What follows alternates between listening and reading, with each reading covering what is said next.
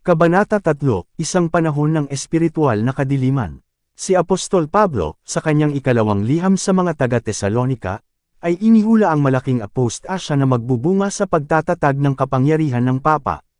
Ipinahayag niya na ang araw ni Kristo ay hindi dapat dumating, maliban kung dumating muna ang pagtalikod, at ang taong iyon ng kasalanan ay mahayag, ang anak ng kapahamakan, na sumasalungat at itinataas ang kanyang sarili sa lahat ng tinatawag na Diyos, o sinasamba, kaya't siya bilang Diyos ay nakaupo sa templo ng Diyos, na nagpapakita ng kanyang sarili na siya ay Diyos.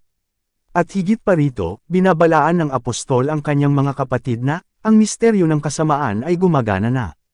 Ikalawang Tesalonika Kapitulo 2 versikulo 3, 4, 7. Kahit na sa maagang petsang iyon ay nakita niya, na gumagapang sa simbahan, mga kamalian na maghahanda ng daan para sa pag-unlad ng kapapahan. Unti-unti, sa una sa palihim at katahimikan, at pagkatapos ay higit na lantaran habang ito ay lumakas at nakakuha ng kontrol sa pag-iisip ng mga tao, ang misteryo ng kasamaan, ay nagpatuloy sa kanyang mapanlinlang at kalapastanganan na gawain. Halos hindi mahahalata ang mga kaugalian ng pagano ay nakarating sa simbahang Kristiyano. Ang diwa ng kompromiso at pagsang-ayon ay napigilan ng ilang panahon ng matinding pag-uusig na tiniis ng simbahan sa ilalim ng paganismo. Ngunit nang huminto ang pag-uusig, at ang Kristyanismo ay pumasok sa mga korte at palasyo ng mga hari, isinantibi niya ang mapagpakumbabang kapayakan ni Kristo at ng kanyang mga apostol para sa karangyaan at pagmamalaki ng mga pag-anong pari at pinuno, at kapalit ng mga kahilingan ng Diyos, pinalitan niya ang mga teorya at tradisyon ng tao. Ang nominal na pagbabagong loob ni Constantine, noong unang bahagi ng ika-4 na siglo, ay nagdulot ng malaking kagalakan, at ang mundo, na nabalot ng anyo ng katwiran, ay pumasok sa simbahan. Ngayon ang gawain ng katiwalian ay mabilis na umunlad. Ang paganismo, habang lumilitaw na natalo, ay naging mananakop. Kinokontrol ng kanyang espiritu ang simbahan. Ang kanyang mga doktrina, mga seremonya, at mga pamahiin ay isinama sa pananampalataya at pagsamba ng mga nag-aangking tagasunod ni Kristo. Ang kompromisong ito sa pagitan ng paganismo at Kristyanismo ay nagbunga ng pag-unlad ng taong makasalanan, na inihula sa hula bilang sumasalansang at nagtataas ng kanyang sarili sa Diyos. Ang dambuhalang sistemang iyon ng huwad na relihiyon ay isang obra maestra ng kapangyarihan ni Satanas, isang monumento ng kanyang pagsisikap na maupo ang kanyang sarili sa trono upang mamahala sa lupa ayon sa kanyang kalooban. Minsan ay sinikap ni Satanas na bumuo ng isang kompromiso kay Kristo. Siya ay lumapit sa anak ng Diyos sa ilang ng tukso, at ipinakita sa kanya ang lahat ng kaharian ng mundo at ang kaluwalhatian ng mga ito, nag-alok na ibigay ang lahat sa kanyang mga kamay kung kikilalanin lamang niya ang kataas-taasang kapangyarihan ng prinsipe ng kadiliman. Sinaway ni Kristo ang mapangahas na manunukso at pinilit siyang umalis. Ngunit si Satanas ay nakatagpo ng higit na tagumpay sa pagharap ng parehong mga tukso sa tao. Upang makamit ang makamundong mga pakinabang at karangalan, ang simbahan ay inakay na hanapin ang pabor at suporta ng mga dakilang tao sa lupa, at sa gayon ay tinanggihan si Kristo, siya ay naudyukan na magbigay ng katapatan sa kinatawan ni Satanas, ang obispo ng Roma. Ito ay isa sa mga nangungunang doktrina ng Romanismo na ang Papa ang nakikitang pinuno ng universal na simbahan ni Kristo, na pinagkalooban ng pinakamataas na awtoridad sa mga obispo at pastor sa lahat ng bahagi ng mundo. Higit pa rito, ang Papa ay binigyan ng mismong mga titulo ng Diyos. Siya ay tinawag na, Panginoong Diyos na Papa, tingnan ang appendix, at idineklara na hindi nagkakamali. Hinihiling niya ang paggalang ng lahat ng tao. Ang parehong pag-aangkin na hinihimok ni Satanas sa ilang ng tukso ay iginiit pa rin niya sa pamamagitan ng simbahan ng Roma, at napakaraming bilang ang handang magbigay sa kanya ng pagpupugay. Ngunit ang mga may takot at pagpipitagan sa Diyos ay nakakatugon sa makalangit na palagay na ito habang si Kristo ay nakatagpo ng mga kahilingan ng tusong kaaway, sasambahin mo ang Panginoon mong Diyos, at siya lamang ang iyong paglilingkuran. Lucas Kapitulo 4 versikulo 8. Ang Diyos ay hindi kailanman nagbigay ng pahiwatig sa kanyang salita na siya ay nagtalaga ng sinumang tao upang maging pinuno ng simbahan. Ang doktrina ng supremacy ng Papa ay direktang sumasalungat sa mga turo ng kasulatan. Ang Papa ay walang kapangyarihan sa simbahan ni Kristo maliban sa pang-aagaw. Ang mga Romanista ay nagpumilit na dalhin laban sa mga Protestante ang paratang ng maling pananampalataya at kusang paghiwalay sa tunay na simbahan. Ngunit ang mga akusasyong ito ay nalalapat sa kanilang sarili.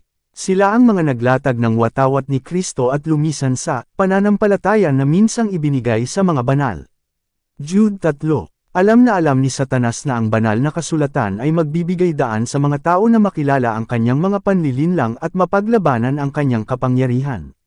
Sa pamamagitan ng salita na maging ang tagapagligtas ng mundo ay lumaban sa kanyang mga pag-atake. Sa bawat pagsalakay, ipinakita ni Kristo ang kalasag ng walang hanggang katotohanan, na nagsasabing, nasusulat. Sa bawat mungkahi ng kalaban, sinalungat niya ang karunungan at kapangyarihan ng salita. Upang mapanatili ni Satanas ang kanyang kapangyarihan sa mga tao, at maitatag ang awtoridad ng mga aagaw ng Papa, kailangan niyang panatilihin sila sa kamangmangan ng mga kasulatan. Itataas ng Biblia ang Diyos at ilalagay ang mga may hangganang tao sa kanilang tunay na posisyon, kung kaya't ang mga sagradong katotohanan nito ay kailangang itago at pigilan. Ang loika na ito ay pinagtibay ng simbahang Romano. Sa daan-daang taon ipinagbawal ang sirkulasyon ng Biblia. Ang mga tao ay ipinagbabawal na basahin ito o dalhin ito sa kanilang mga bahay, at ang mga pari at prelate na walang prinsipyo ay nagbigay kahulugan sa mga turo nito upang mapanatili ang kanilang mga pagpapanggap. Kaya't ang Papa ay halos kinilala ng lahat bilang ang kahalili ng Diyos sa lupa, na pinagkalooban ng awtoridad sa simbahan at estado. Ang detector ng kamalian ay naalis na, si Satanas ay gumawa ayon sa kanyang kalooban. Ipinahayag ng Propecia na ang kapapahan ay mag-isip na baguhin ang mga panahon at mga batas. Daniel Kapitulo 7 versikulo 25. Ang gawaing ito ay hindi mabagal na subukan. Upang bigyan ng mga nagbalik loob mula sa pagano ng isang kahalili para sa pagsamba sa mga Diyos-Diyosan, at sa gayon ay itaguyod ang kanilang nominal na pagtanggap sa Kristyanismo, ang pagsamba sa mga imahen at mga labi ay unti-unting ipinakilala sa pagsamba ng mga Kristiyano. Ang kautusan ng isang pangkalahatang konseho, tingnan ang Appendice, sa wakas ay itinatag ang sistemang ito ng idolatria. Upang makumplito ang gawaing kalapastanganan, ipinagpalagay ng Roma na alisin sa batas ng Diyos ang ikalawang utos, na ipinagbabawal ang pagsamba sa imahen, at hatiin ang ika-10 utos, upang mapanatili ang bilang. Ang diwa ng pagpapahintulot sa paganismo ay nagbukas ng daan para sa higit pang pagwawalang bahala sa awtoridad ng langit. Si Satanas, na gumagawa sa pamamagitan ng dekonsagradong mga pinuno ng iglesia, ay pinakialaman din ang ika-4 na utos, at nagsalaysay na isantabi ang sinaunang Sabath, ang araw na pinagpala at pinabanal ng Diyos, Genesis Kapitulo 2 versikulo 2, 3, at bilang kapalit nito ay itaas ang kapistahan na ipinagdiriwang ng mga pagano bilang, kagalang-galang na araw ng araw. Ang pagbabagong ito ay hindi muna sinubukan ng hayagan. Sa mga unang siglo ang tunay na Sabbath ay iningatan ng lahat ng mga Kristiyano. Sila ay naninibugho para sa karangalan ng Diyos, at, sa paniniwalang ang kanyang kautusan ay hindi nababago, masigasig nilang pinangalagaan ang kabanalan ng mga tuntunin nito. Ngunit may dakilang katalinuhan si Satanas ay gumawa sa pamamagitan ng kanyang mga ahente upang maisakatuparan ang kanyang layunin. Upang ang atensyon ng mga tao ay matawag sa linggo, ginawa itong isang pagdiriwang bilang parangal sa muling pagkabuhay ni Kristo. Idinaos dito ang mga relihiyosong serbisyo, gayunpaman ito ay itinuturing na isang araw ng paglilibang, ang Sabbath ay sagrado pa ring iningatan.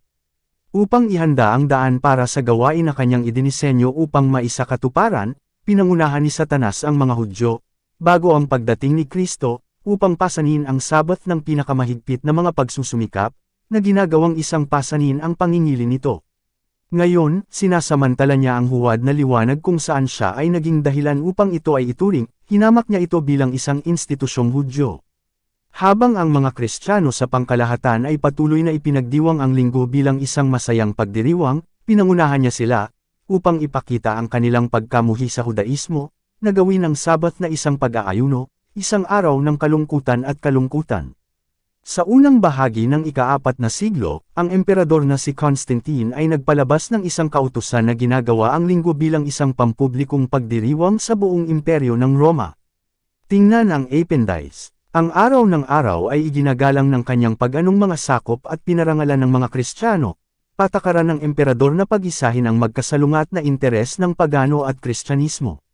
Siya ay hinimok na gawin ito ng mga obispo ng simbahan, na inspirado ng ambisyon at pagkauhaw sa kapangyarihan, ay naunawaan na kung ang parehong araw ay gaganapin kapwa ng mga Kristiyano at pagano, ito ay magtataguyod ng nominal na pagtanggap ng Kristyanismo ng mga pagano at sa gayon ay sumusulong, kapangyarihan at kaluwalhatian ng simbahan.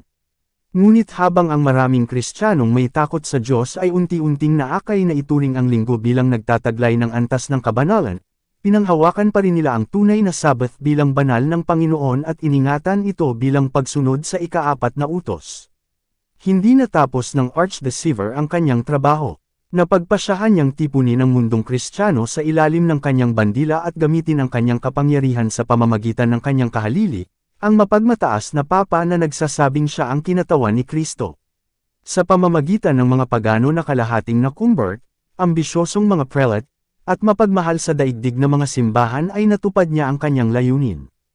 Ang malalawak na konseho ay ginaganap paminsan-minsan, kung saan ang mga dignitaryo ng simbahan ay tinipon mula sa buong mundo. Sa halos bawat konseho, ang Sabbath na itinatag ng Diyos ay idiniin ng kaunti, habang ang linggo ay itinataas din. Kaya ang pag-anong kapistahan ay sa wakas ay pinarangalan bilang isang banal na institusyon, habang ang Sabbath ng Biblia ay binibigkas na isang labi ng Judaismo, at ang mga tagamasid nito ay ipinahayag na isinumpa. Ang dakilang apostata ay nagtagumpay sa pagtataas ng kanyang sarili, higit sa lahat ng tinatawag na Diyos, o sinasamba. 2 Tesalonica Kapitulo 2 Versikulo 4. Siya ay nang ahas na baguhin ang tanging tuntunin ng banal na kautusan na walang alinlangan na nagtuturo sa lahat ng sangkatauhan sa tunay at buhay na Diyos.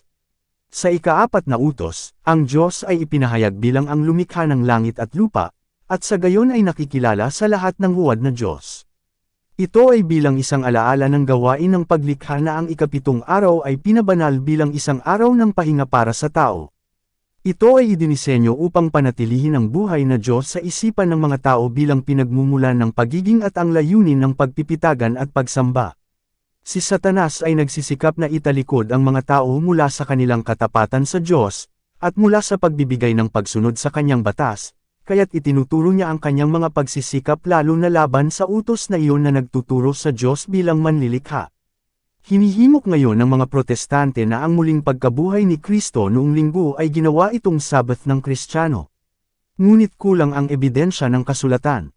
Walang ganoong karangalan ang ibinigay sa araw ni Kristo o ng kanyang mga apostol.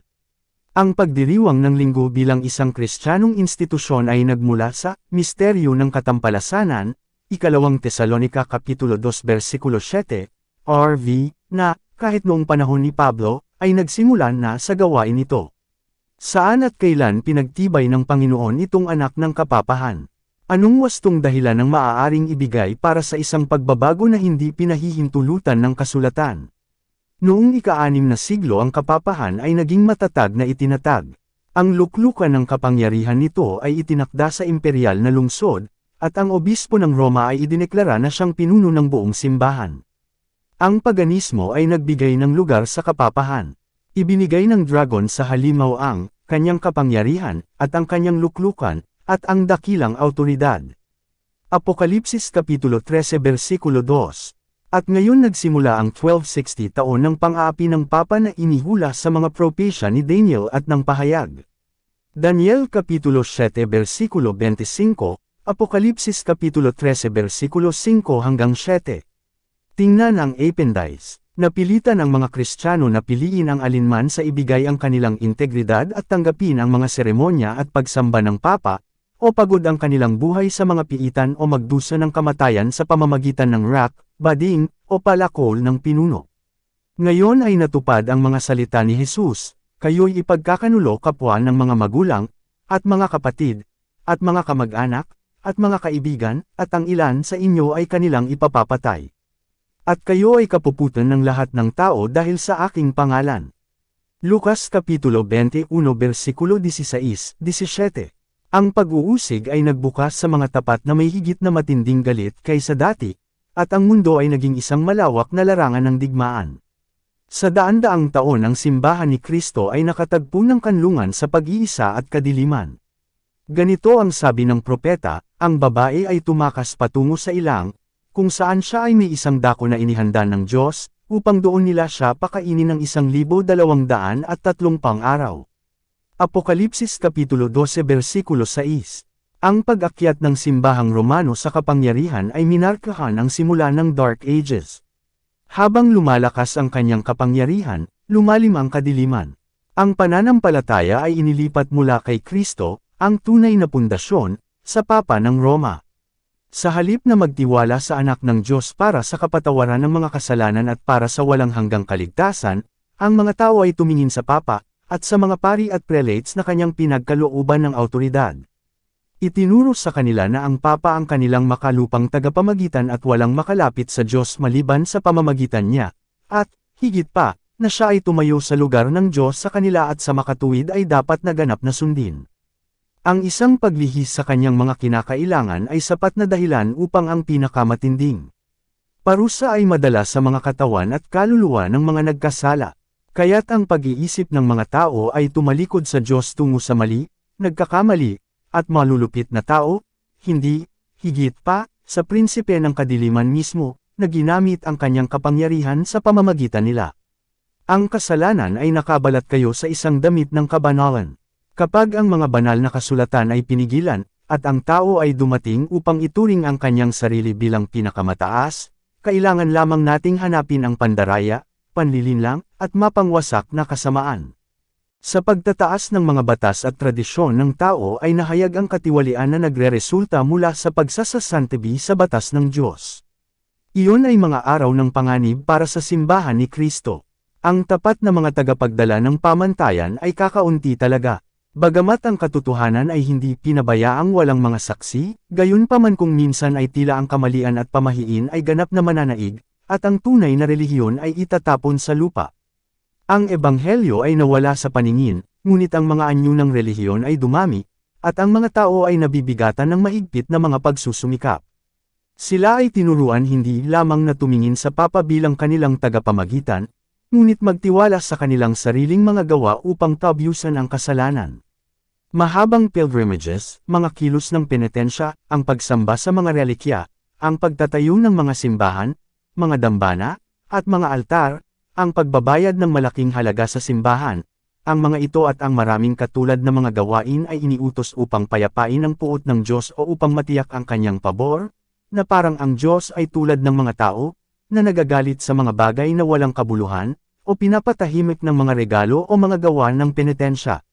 Sa kabila ng bisyong iyon ay nanag, maging sa mga pinuno ng simbahang Romano, ang kanyang impluensya ay tila patuloy na lumalago. Sa pagtatapos ng ika-8 siglo, ang mga papista ay nagpahayag ng pag-aangkin na sa mga unang kapanahunan ng simbahan ang mga obispo ng Roma ay nagtataglay ng parehong espiritual na kapangyarihan na kanilang inaakala ngayon. Upang maitatag ang paghahabol na ito, kailangang gumamit ng ilang paraan upang mabigyan ito ng pagpapakita ng awtoridad, at ito ay kaagad na iminungkahi ng ama ng mga kasinungalingan. Ang mga sinaunang kasulatan ay huwad ng mga monghe, natuklasan ang mga utos ng mga konseho na hindi pa naririnig, na nagtatag ng universal na supremacy ng Papa mula pa noong unang panahon. At ang isang simbahan na tumanggi sa katotohanan ay sakam na tinanggap ang mga panlilinlang na ito. Tingnan ang Appendice. Ang ilang tapat na tagapagtayo sa ibabaw ng tunay na pundasyon, unang Korinto Kapitulo 3 versikulo 11, ay nataranta at nahadlangan habang ang mga basura ng maling doktrina ay humahadlang sa gawain. Gaya ng mga nagtayo sa pader ng Jerusalem noong panahon ni Nehemias, ang ilan ay handang magsabi, ang lakas ng mga nagdadala ng mga pasanin ay nabubulok, at mayroong maraming basura, upang hindi tayo makapagtayo. Nehemias Kapitulo 4 versikulo 10. Pagod sa patuloy na pakikibaka laban sa pag-uusig, pandaraya, kasamaan, at lahat ng iba pang balakid na maaaring gawin ni Satanas upang hadlangan ang kanilang pag-unlad, ang ilan na naging tapat na tagapagtayo ay nasaroon ng loob, at alang-alang sa kapayapaan at katiwasayan para sa kanilang ari-arian at kanilang buhay, sila ay tumalikod sa tunay na pundasyon. Ang iba, na walang takot sa pagsalungat ng kanilang mga kaaway, ay walang takot na nagpahayag, huwag kayong matakot sa kanila, alalahanin ninyo ang Panginoon, na dakila at kakilakilabot, talata 14, at sila ay nagpatuloy sa gawain, bawat isa ay may kanyang tibak na nabibigkis sa kanyang tagiliran. Efeso Kapitulo 6 Versikulo 17. Ang parehong diwa ng pagkapuot at pagsalungat sa katotohanan ay nagbigay inspirasyon sa mga kaaway ng Diyos sa bawat panahon, at ang parehong pagbabantay at katapatan ay kinakailangan sa kanyang mga lingkod. Ang mga salita ni Kristo sa unang mga disipulo ay angkop sa kanyang mga tagasunod hanggang sa katapusan ng panahon. Ang sinasabi ko sa inyo ay sinasabi ko sa lahat, magbantay. Marcos Kapitulo 13 Versikulo 37. Ang dilim ay tila lalong sumikip. Ang pagsamba sa imahe ay naging mas pangkalahatan. Ang mga kandila ay sinunog sa harap ng mga imahe, at ang mga panalangin ay inialay sa kanila.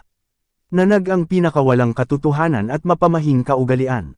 Ang pag-iisip ng mga tao ay lubos na nakontrol ng pamahiin na ang katwiran mismo ay tila nawalan ng kapangyarihan.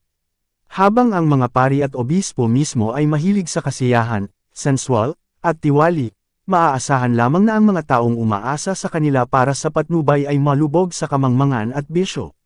Ang isa pang hakbang sa pagpapalagay ng Papa ay ginawa, noong 11 siglo, ipinahayag ni Pope Gregory VII ang pagiging perpekto ng simbahang Romano. Kabilang sa mga panukala na kanyang inihain ay ang isa na nagpapahayag na ang simbahan ay hindi kailanman nagkamali, ni hindi ito kailanman magkakamali, ayon sa mga kasulatan. Ngunit ang mga patunay ng kasulatan ay hindi sinamahan ng paggigiit. Inangkin din ng mapagmataas na pontiff ang kapangyarihang patalsikan ang mga emperador, at ipinahayag na walang pangungusap na kanyang binigkas ang maaaring baligtarin ng sinuman, ngunit ito ay kanyang prerogative na baligtarin ang mga desisyon ng lahat ng iba. Tingnan ang Appendice. Isang kapansin-pansing paglalarawan ng malupit na katangian ng tagapagtaguyod na ito ng kawalan ng pagkakamali ang ibinigay sa kanyang pagtrato sa emperador ng Aleman, si Henry IV.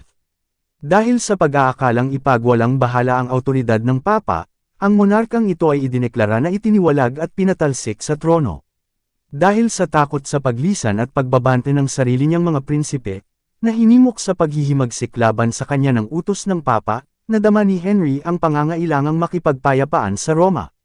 Kasama ang kanyang asawa at isang tapat na lingkod ay tumawid siya sa Alps sa kalagitnaan ng taglamig, upang siya ay magpakumbaba sa harap ng Papa.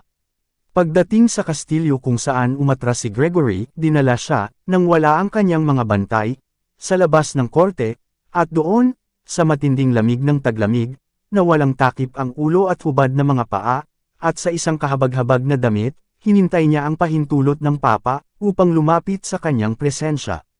Hanggang sa siya ay nagpatuloy ng 3 araw na pag-aayuno at pagkukumpisal, ang Papa ay pumayag na bigyan siya ng kapatawaran.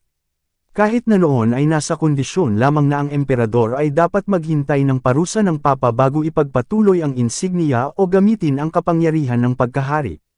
At si Gregory, na tuwang-tuwa sa kanyang tagumpay, ay ipinagmalaki na tungkulin niyang ibaba ang pagmamataas ng mga hari. Kapansin-pansin ang kaibahan sa pagitan ng labis na pagmamataas ng mapagmataas na Papa na ito at ng kaamuhan at kahinahunan ni Kristo, na kumakatawan sa kanyang sarili bilang nagsusumamo sa pintuan ng puso para sa pagtanggap, na siya ay pumasok upang magdala ng kapatawaran at kapayapaan, at nagturo sa kanyang mga disipulo, sinumang nagnanais na maging pinuno sa inyo, maging lingkod ninyo. Mateo Kapitulo 20 Versikulo 27. Ang pagsulong ng mga siglo ay nasaksihan ng patuloy na pagtaas ng kamalian sa mga doktrinang inilabas mula sa Roma. Bago pa man itatag ang kapapahan ng mga turo ng mga pag-anong pilosopo ay nakatanggap ng pansin at nagkaroon ng impluwensya sa simbahan. Marami sa mga nagpahayag ng pagbabagong loob ay kumapit pa rin sa mga paniniwala ng kanilang pag-anong pilosopiya, at hindi lamang ipinagpatuloy ang pag-aaral nito sa kanilang mga sarili, ngunit hinimok ito sa iba bilang isang paraan ng pagpapalawak ng kanilang impluwensya sa mga pagano. Ang mga mabibigat na pagkakamali ay ipinakilala sa pananampalatayang Kristiyano. Ang prominent sa mga ito ay ang paniniwala sa likas na immortalidad ng tao at ang kanyang kamalayan sa kamatayan. Inilatag ng doktrinang ito ang pundasyon kung saan itinatag ng Roma ang panawagan sa mga santo at pagsamba sa Birheng Maria. Mula dito ay umusbong din ang maling pananampalataya ng walang hanggang pagdurusa para sa mga hindi nagsisisi sa wakas, na maagang isinama sa pananampalataya ng Papa.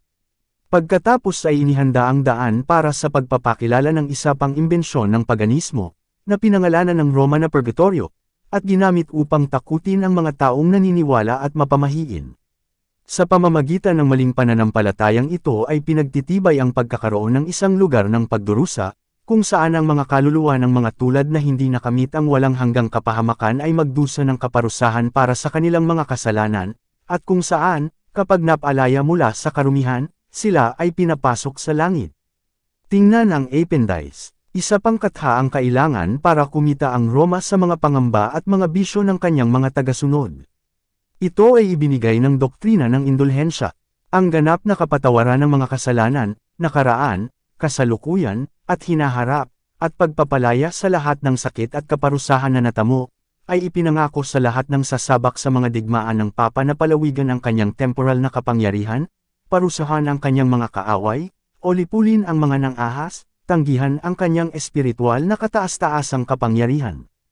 Itinuro din sa mga tao na sa pamamagitan ng pagbabayad ng pera sa simbahan ay maaari nilang palayain ang kanilang mga sarili mula sa kasalanan, at palayain din ang mga kaluluwa ng kanilang namatay na mga kaibigan na nakakulong sa nagpapahirap na apoy. Sa gayong paraan na puno ng Roma ang kanyang kaban at itinaguyod ang kareligan, karangyan, at bisyo ng mga nagkukunwaring kinatawan niya na walang kung saan ihiga ang kanyang ulo. Tingnan ang Appendice. Ang ordinansa ng banal na kasulatan ng hapunan ng Panginoon ay pinalitan ng idolatrosong paghahain ng misa. Ang mga paring papal ay nagkunwaring sa pamamagitan ng kanilang walang kabuluhang Ma'am Mary, upang gawing aktwal na, katawan at dugo ni Kristo, ang simpleng tinapay at alak, Cardinal Wiseman, the real presence of the body and blood of our Lord Jesus Christ in the Blessed Eucharist, proved mula sa banal na kasulatan, Lecture 8, Sec. 3, Part 26. Sa kalapastanganan sa pagpapalagay, hayagang inangkin nila ang kapangyarihan ng paglikha sa Diyos, ang lumikha ng lahat ng bagay. Ang mga Kristiyano ay kinakailangan, sa sakit ng kamatayan, na ipahayag ang kanilang pananampalataya sa kasuklam-suklam na ito, nakakainsulto sa langit na maling pananampalataya. Maraming tumanggi ang ibinigay sa apoy. Tingnan ang Appendice. Noong ika-13 siglo ay itinatag na ang pinakakahila-hilakbot sa lahat ng mga makina ng kapapahan ang Inquisition. Ang prinsipe ng kadiliman ay nakipagtulungan sa mga pinuno ng hierarchy ng Papa. Sa kanilang mga lihim na konseho ay kinokontrol ni Satanas at ng kanyang mga anghel ang pag-iisip ng mga masasamang tao, habang ang hindi nakikita sa gitna ay nakatayo ang isang anghel ng Diyos, na kinukuha ang nakakatakot na talaan ng kanilang masasamang mga utos at isinulat ang kasaysayan ng mga gawa na masyadong kakilakilabot upang ipakita sa mga mata ng tao. Ang Babilonyang dakila ay lasing sa dugo ng mga banal. Ang putol-putol na anyo ng milyon-milyong martir ay sumigaw sa Diyos para sa paghihiganti sa apostatang kapangyarihang iyon. Ang popery ay naging despot ng mundo. Ang mga hari at emperador ay yumukod sa mga utos ng Romanong Papa. Ang mga tadhana ng mga tao, kapwa sa panahon at sa kawalang hanggan, ay tila nasa ilalim ng kanyang kontrol. Sa loob ng daan-daang taon ng mga doktrina ng Roma ay malawakan. At tuwirang tinanggap, ang mga ritual nito ay magalang na ginanap, ang mga kapistahan nito ay karaniwang ginaganap. Ang mga klero nito ay pinarangalan at malayang itinataguyod. Mula noon ay hindi pa nakamit ng simbahang Romano ang higit na dignidad, kadakilaan, o kapangyarihan. Ngunit, ang katanghalian ng kapapahan ay ang hating gabi ng sanlibutan, J. A. Wiley, ang kasaysayan ng Protestantismo, B. 1, Cab. 4. Ang banal na kasulatan ay halos hindi kilala, hindi lamang ng mga tao, kundi ng mga pari. Tulad ng mga Fariseo noong unang panahon, ang mga pinuno ng Papa ay napupuot sa liwanag na maghahayag ng kanilang mga kasalanan. Ang batas ng Diyos, ang pamantayan ng katwiran, nang maalis, sila ay gumamit ng kapangyarihan ng walang limitasyon, at nagsagawa ng bisyo ng walang pagpipigil. Nanag ang pandaraya, katakawan, at kabastusan. Ang mga tao ay lumiit mula sa walang krimen kung saan maaari silang makakuha ng kayamanan o posisyon. Ang mga palasyo ng mga papa at prelate ay mga eksena ng pinakamasamang kahalayan. Ang ilan sa mga naghaharing pontiffs ay nagkasala ng mga krimen na lubhang mapanghimagsik kung kaya't ang mga sekular na pinuno ay nagsikap na patalsikan ang mga dignitaryo ng simbahan bilang mga halimaw na napakasamang hindi matitiis. Sa loob ng maraming siglo ang Europa ay walang pag-unlad sa pag-aaral, sining, o sibilisasyon. Isang moral at intelektual na perelisas ang bumagsak sa sangkakristyanuhan. Ang kalagayan ng mundo sa ilalim ng kapangyarihan ng mga Romano ay nagpakita ng isang nakakatakot at kapansin-pansing katuparan ng mga salita ni Propeta Oseas, ang aking bayan ay nalipol dahil sa kakulangan ng kaalaman, sapagkat iyong itinakuwil ang kaalaman, itatakuwil din kita, nilimot mo ang kautusan ng iyong Diyos, kakalimutan ko rin ang iyong mga anak. Walang katotohanan, o awa, o kaalaman man tungkol sa Diyos sa lupain. Sa pamamagitan ng pagmumura, at pagsisinungaling, at pagpatay, at pagnanakaw, at pangangalunya, sila ay lumalabas, at ang dugo ay dumampi sa dugo. Oseas Kapitulo 4 versikulo 6, 1, 2. Ganito ang mga resulta ng pagtatiboy sa salita ng Diyos. Dito nagtatapos ang Kabanata 3. Para updated ka sa susunod na kabanata, ay huwag kalimutang mag-subscribe, mag-follow at mag-share sa ating channel Renilab TV. Maraming salamat po.